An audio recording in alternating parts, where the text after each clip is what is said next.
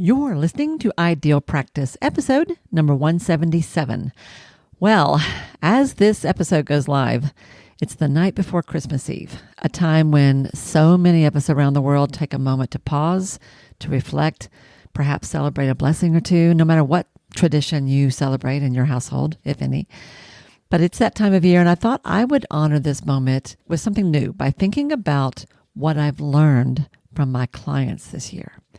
After all, the work we do is a two-way street, right? Always has been for me, at least.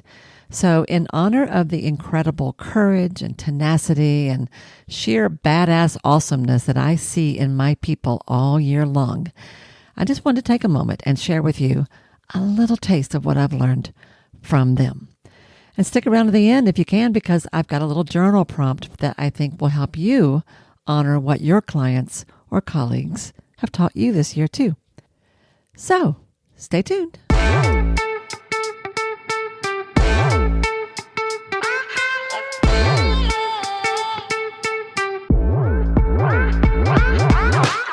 Hi, I'm Wendy Pitts Reeves, and with over 2 decades of experience in the private practice world, I've built my 6-figure business while learning a lot of lessons the hard way.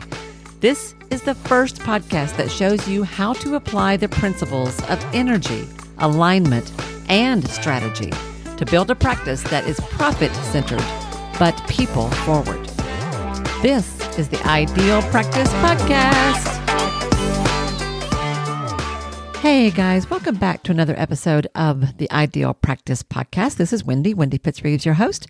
And as always, I'm so happy to be hanging out again with you today, especially today, really. As this goes live, it is the night before Christmas Eve. And no matter what tradition you may celebrate in your home, if any, at this time of year, it is deep midwinter, is it not? And a lot of us either have a lot of energy going into our holiday traditions, family, children, all of that, or it is a time of great pause when things sort of quiet down for a bit. I hope you get a little bit of both of those, honestly. I don't know about you, but a lot of my clients are managing all kinds of, all the energy, all the expectations that tend to rise to the surface at this time of year. It certainly brings out all the family dynamics, right? So I'm spending a lot of time, of course, trying to help people navigate all of that while also managing my own and trying to find a way to sort of let myself slow down a little bit. There is something about this period of time in particular, this moment between Christmas and New Year's every year, it always feels really special to me in a way. And I try very consciously and very intentionally to slow down and sort of take a pause during this period of time. Usually I spend pretty much the whole week doing my own personal review process for the goals that I want to set for next year. And I don't know if you guys noticed it or not. The last couple of years, I have led a workshop to do exactly that. I did not do that this year, but I still do it myself. And I will indeed be leaning into that process over the next few days. But for now, before I go there, I thought it might be nice first to just think about what I have learned. Not what I've done or not done this year, but what I have learned. And always, when I began to reflect on that, my clients, and these days, honestly, my guests here on the podcast, are among my best teachers. The theme for this year, everywhere I look, has been about courage, has been about respect for self, and has been about claiming space in one way or another. I am seeing this in my personal relationships. I'm seeing my friends deal with this. I'm seeing it a lot in my clients, and I've seen it in colleagues. And I want to sort of think through that a little bit with you guys for a moment. I have to tell you, though, one little funny thing. Literally, as I was preparing for this episode, literally earlier today, I was talking to a client of mine about whether she might want to start her own little business. This is a young woman who's sort of trying to figure out what direction she wants her life to go in. And she has some ideas that I could see could potentially be a business opportunity. Maybe, maybe not. But just as we were just even sort of sticking our toe in the water around that, she said, Why would I want a full-time job on top of my full-time job just in hopes of that at some point I could get back to having just one full-time job? I have to tell you, that made me laugh out loud. I got so tickled. I told her, well, you pretty much nailed it. That's what entrepreneurship is. And as I have often said, that's not for everybody. But boy, that was really, I told her, I said, that's one of the best descriptions I've ever heard of running your own business in my life. Why would I want a full-time job on top of a full-time job just in hopes that at some point I could get back to just one full-time job? Anyway, I thought that was really funny. So we'll just chalk that up to a learning for the day, because she was right. But all jokes aside, honestly, hearing some of the progress and the growth that I see in my clients over time, watching the things that they face, watching them work through their issues with so much courage and so much grace, honestly, sometimes it just stops me in my track.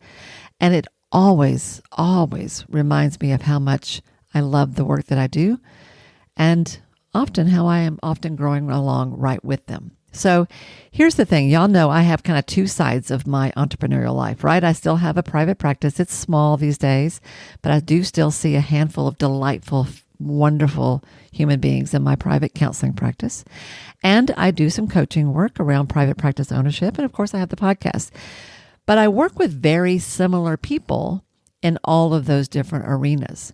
So whether I am coaching a practice owner or working with a client in psychotherapy, I often find myself sitting across the table or across the Zoom lines from smart, capable, and sometimes exhausted leaders they tend to be the ones in their life who just make it work. They are high performing, they are determined, resilient women and men who are almost always there for their families. They are there for their companies, for their employers. And when I'm working with private practice owners, they are there for their clients. Like, these people show up, and they show up day in and day out, and they meet whatever the challenge is that is in front of them with incredible fortitude, incredible creativity, and a type of inner strength that is humbling to watch, honestly. The problem, they are not always there for themselves, and that often is where the work is, regardless of which side of my business I'm working on. So today, I don't want to talk about their stories so much as I want to talk about the lessons that are underneath those stories and how I take that with me as I am making this transition from one year to the next. Perhaps you guys can relate. For so many high-achieving people, their default approach to the challenges around them is thinking they just need to push harder, work smarter, figure it out, take it head on, push their way through, whatever, right? And indeed, there are times in our life where that's exactly what we have to do. You just kind of have to put one foot in front of the other. Yes, that does actually happen. But what I often see instead in the work that I do is burnout, decision fatigue. Often there's a burning kind of resentment that is sort of like on a low boil underneath everything about the many expectations that they are carrying from other people in their life. And this is whether we're talking about family and friends, or whether we're talking about colleagues, or even about their practice. And often there's a kind of chronic low-level anxiety, this sort of fear that if they even thought about showing up for themselves the way they show up for everybody else around them, life would just fall apart. They tend to measure success by output, by approval, by affirmation, not necessarily by alignment. And that, right off the bat, as I'm sharing this with you, I'm thinking that may be the number one lesson of the year for me, honestly, if I think about this, is how important the work we do, the life we live, the relationships we have, how important it is that every aspect of our daily world is in alignment with who we are, what we believe, what we value, and what we want. Not just for those we love, but for ourselves as well. One by one, y'all, over the course of this year, as I have watched, especially my women clients, and I do have I do have some fellows that I work with that honestly I think I would say are going through the exact same thing. So this is not gender specific, but I do feel this, especially among my women clients. What I have watched them do, and I'm talking, y'all, I have some young adult clients who are in their 20s and 30s. I work a lot with women who I would say are in their mid 40s and up. That's often what seems to be drawn to me. But I work with a range, honestly. And one by one, I have watched these women, young women, all of them begin to question the expectations that are placed on them by other people in their life. I've watched them begin to question the assumptions that they make for themselves about what they have to do, are supposed to do, should do, want to do, may not want to do. I watch them as they begin to consider that perhaps there's a problem in all of that, the way they are carrying those expectations and leaning into those assumptions, that maybe some of those are faulty and need to be replaced or at least reviewed. I watch them ever so slowly and often with a lot of tears begin to just consider the possibility that they want more, that they deserve more, and gradually that they begin to allow themselves to ask for, reach for, create more. Now, you guys who are with me here on the podcast, you know I talk about this a lot in our side of things as practice owners, and this shows up in the way we handle so many aspects of our practice. But it is, I always say how you do anything is how you do everything. So not only does it show up in like how we manage the finances of our practice or how we manage the money conversations we have with clients, but it also shows up in who handles Thanksgiving dinner and how that comes together. And of course, I'm speaking literally and metaphorically here, right? So I see this same growth. What do I want to call it? Arch, angle, story on all sides of the work that I do in my private clients and in my coaching work. I see it everywhere, and I see it in myself. So y'all, just a real quick side note. If you're nodding along as I share this, if you're already kind of going, yeah, Wendy, this is me, I totally relate. If you are already craving a little bit more for yourself, more calm, more clarity, more abundance, more joy in your own practice, in your private practice ownership, make sure you're on the list to get notified about this course that I'm going to be launching early next year. It's going to be all about designing an ideal practice that truly fits your life. We're going to cover a lot of really important foundational work. And one way to make sure you get notified when that happens is to make sure you're on my mailing list. And the easiest way to do that, honestly, if you're not already a part of my community, is to just go grab one of the free resources that I keep for you on my website. If you go to wendypittsreeves.com, what is the / I don't remember, but you'll see it on there. I'm not going to go look it up, but there's a free resource page that I have on my website where I've got some of my most popular tools and downloads that folks ask for all the time. Go see if there's something there that you might use. That's one of the best ways you can get on the list right off the bat. You can also just reach out to me personally. My email is wendy@wendypittsreeves.com, and just tell me you want to make sure you're on the list, and I'll make sure you get there. I don't want you to miss that when the time comes early next year. All right. So I just wanted to mention that before I forget it, because I know how many of you all need support, and I want to make sure you can get it when the time comes. So here's kind of where I want to go with this today. Midwinter is a time of reflection, and that is powerful. But I want us all to not only think about what we've done this year, I want us all to think about what we've learned and what lessons we're going to be carrying with us into this next year. Now, for those of you who are into the woo side of things, if you understand numerology or you follow astrology, any of those different types of thinking about time and energy and space, then you may know that in numerology, this is a 9-year. 2025 reduces to the number 9, which is the end of a cycle. And 2026, 2026 reduces to 10, which reduces to 1. 1 is the beginning, right?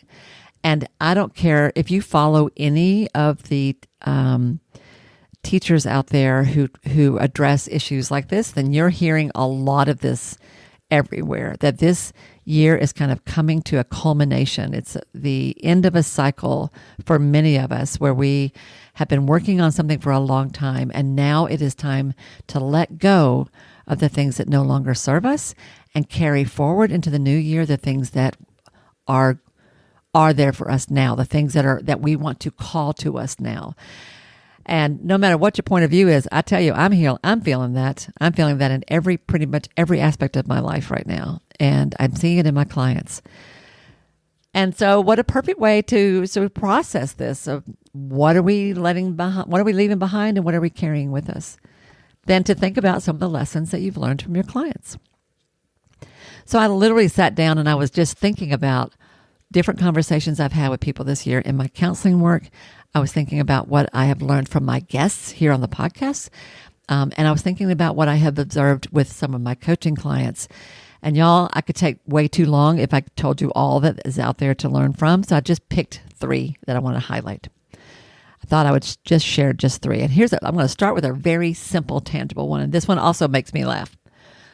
So I have a young woman that I work with who is in her early 20s. And early this fall, or the spring, early in the spring, she was talking about sort of her growing recognition that she was moving away from her parental home and out into the world as a young adult, and the limits to the type of support she may or may not be able to expect from those in her life, and how important it was that she be able to take care of herself no matter what, which actually is a conversation I think every young woman should have with somebody that they trust. But as she was sharing her observations and ahas around the concept of self-support that every young woman needs to figure out, she just mentioned that she had started working regularly with a financial planner. 21 years old, and she was meeting with a financial planner. I am not 21 years old. And I have met with financial planners off and on throughout my life and here and there, but I have never had, full disclosure, an ongoing personal relationship with one person that I met with on a regular basis that could help guide me as I make important financial decisions. I've had that sort of tangentially, but not the way this young woman was describing it. And I came away from that meeting that day thinking, good Lord, if she can do this, I need to do this too. And I have. It's very funny y'all, you know this, like I am not going to pretend that I'm something I'm not. I talk to you about the financial stuff a lot because it is the area I always need to grow the most in. And this is one of those things. And I have indeed established a relationship with a specific local human being in the company that I do most of my investments with. And we have met regularly, and I am learning stuff that I need to learn. Some of it is a review of what I already knew. Some of it is planning for the future. But it's been really good to establish a personal relationship with somebody local who can be a guide in that way at this late point in my life. But whatever, you know what? We learn what we learn when we're ready to learn it. So kudos to my sweet young client who, through her example, inspired me to take action in a way that is good for me too. Another one of my clients, these women, very like a powerhouse of a human being who didn't necessarily know that about herself. That's often the case with the people I work with, who had reached a sort of a midpoint in her career where family matters had taken a turn.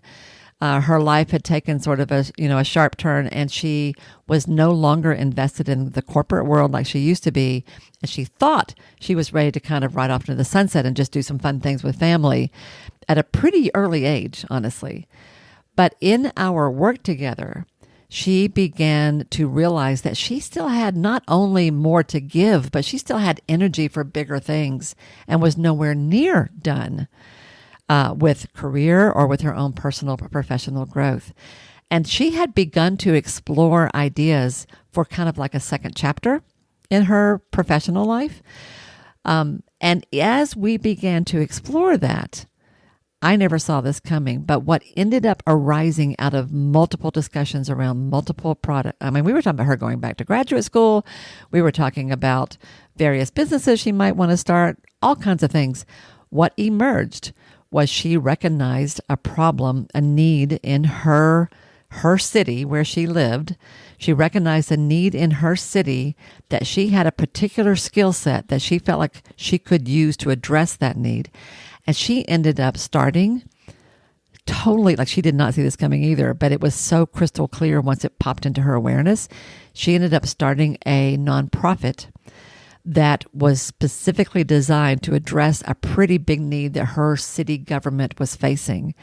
And long story short, over what I have now seen, like for about a year and a half, that seed has taken hold, has formed roots. There is now a definite sapling that is turning into a small tree.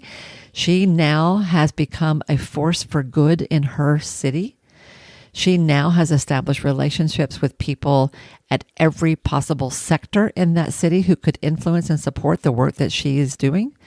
She is going to change the paradigm for how this particular issue is addressed. And I see what she's building as something that could go nationwide at some point. Like, it is tremendously impactful.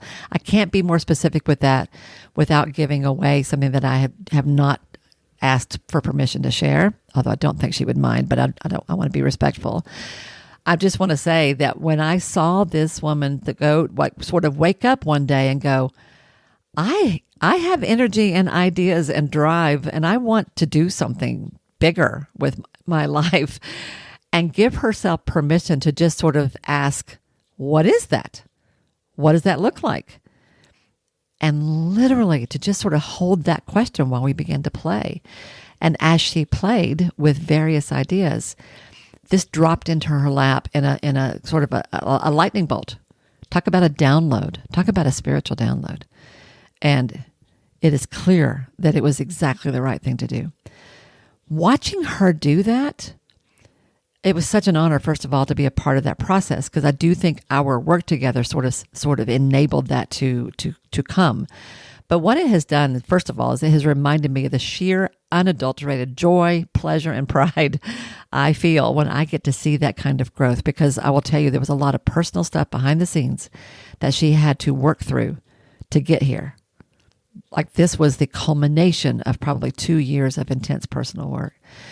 But seeing the joy on her face and the pride as this takes hold and feeling it myself, it has just reminded me of how important it is that we all tend to our own growth, which is often hard and rarely about just our job or our business. And I am thinking about that myself. And in my own way, am tending to that in my own garden, right? But watching her has helped me reconnect with how important that is.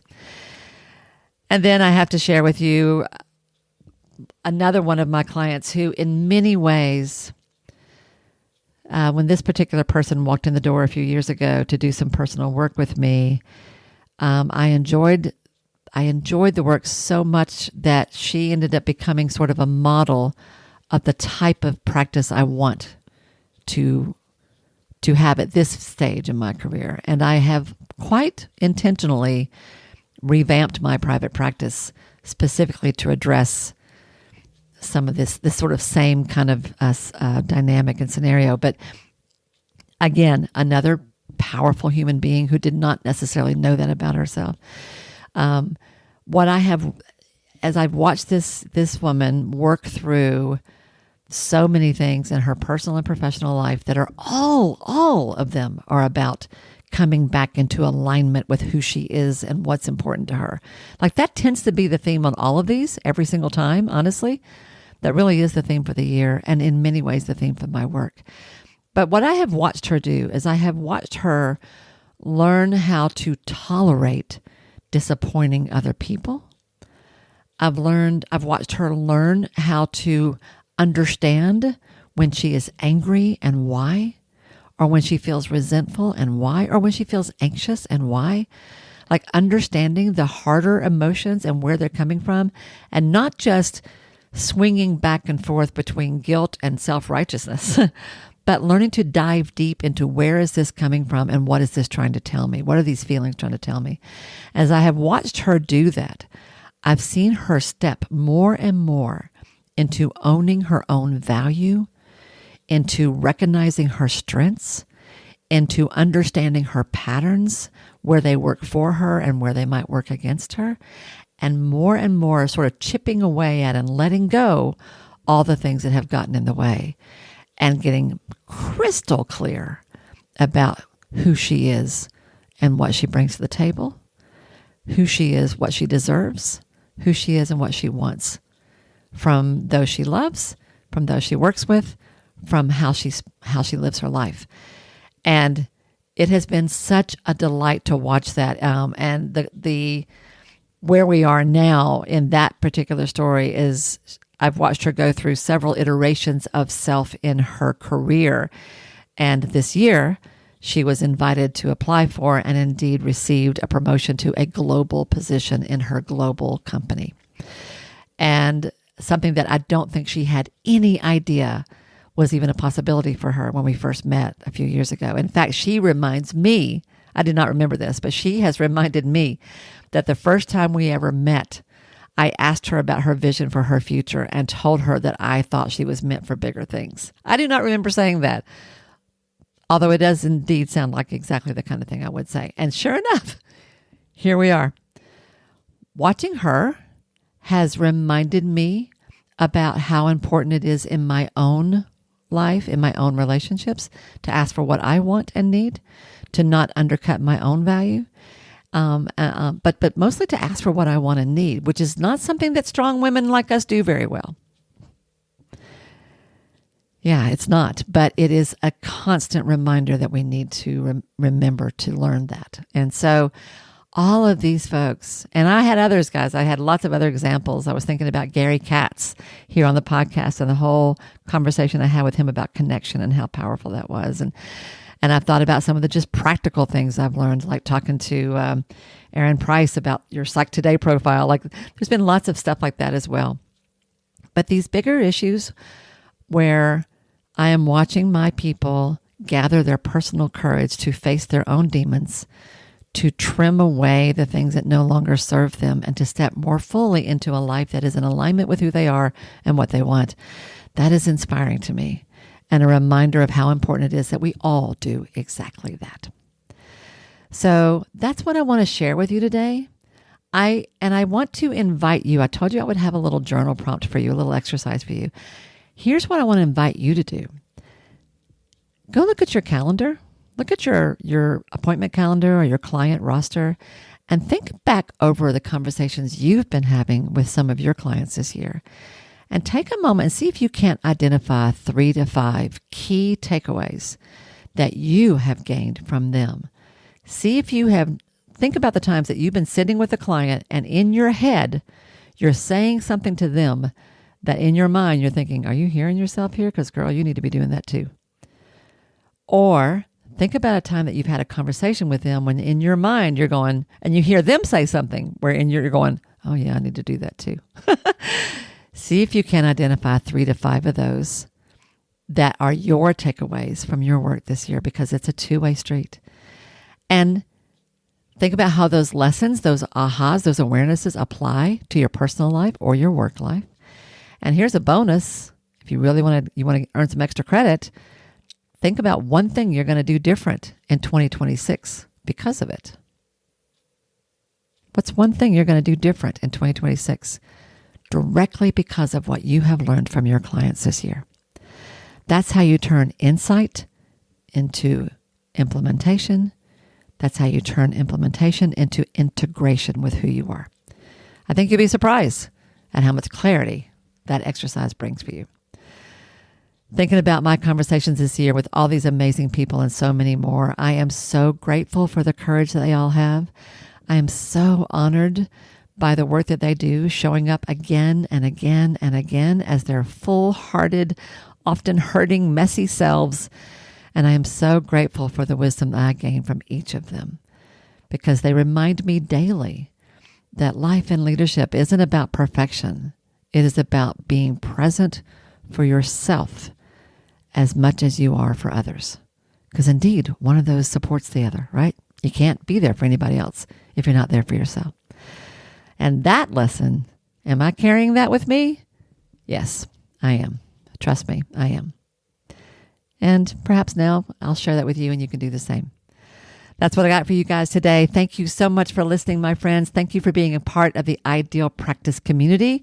I hope you have a beautiful, sweet week. I hope you will take time this week. Take time to tune in to self this week. And I will see you next time, right here on the Ideal Practice podcast. Bye now. Hey, y'all. If this program has become important to you, if Ideal Practice matters, it would mean so much to me if you'd be willing to take just a minute to do one or two of the following things. First of all, would you follow or subscribe to the show here at Ideal Practice? Following me helps you because you'll never miss an episode, but it helps me as well for all kinds of reasons. To do that, all you have to do is go to the show page for Ideal Practice on Apple Podcasts or Spotify or wherever you listen to podcasts. There, just click on the plus sign that you'll usually find in the top right-hand corner, or click on the word follow that you're going to find somewhere there on that page. Of all the things, this really is the most important thing you can do for the podcast itself. While you're there, it would be extra special if you would be willing to give me a 5-star rating, and even better than that, a review with your own words. Your words matter. And when you write what you feel, what you think, you uplift and encourage others. And I love that. If you want to go a step further than that, take your favorite episode or two, one of the ones that has meant a lot to you, and share it with a friend. Could you do one or two of those things for me? I promise I will love you forever. You guys matter to me, and I value your support more than I can possibly say. Thank you, sweet friend, for anything you can do to help me out and support the show. I'll see you again soon.